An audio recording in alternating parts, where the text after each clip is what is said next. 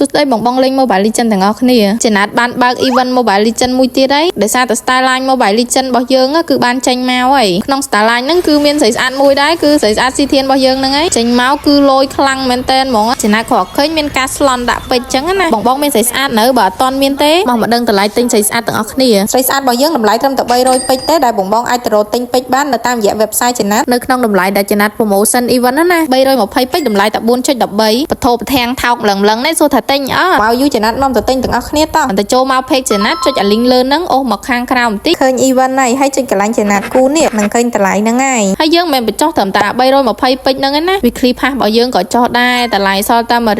1.49ទេហើយនឹងមានពេជ្រជាច្រើនទៀតដែលបានបញ្ចុះបងបងអាចចូលទៅមើលបានណា event ហ្នឹងគឺបើកនៅថ្ងៃសុក្រថ្ងៃស្អែកទេបងបងប៉ុន្តែឥឡូវហ្នឹងបងបងក៏អាចចូលទៅកក់ទុកមុនបានដែរដែលម៉ោង 12 យប់ហ្នឹងគឺពេជ្ររត់ចូលទៅ account បងបងខ្លួនឯងហ្មងចាប់ទុកក៏ចាប់អត់ជាប់ដែរចំណាត់មានតែប៉ុណ្្នឹងឯងមានចម្ងល់អីបងបងអាច comment សួរចំណាត់បានខាងក្រោមហើយកុំភ្លេច follow page ដើម្បីដឹងពីព័ត៌មាន promotion ថ្មីៗនិង share វីដេអូហ្នឹងឲ្យគ្នាយើងបានឃើញផងអរគុណច្រើនមែនទែនបាយបាយ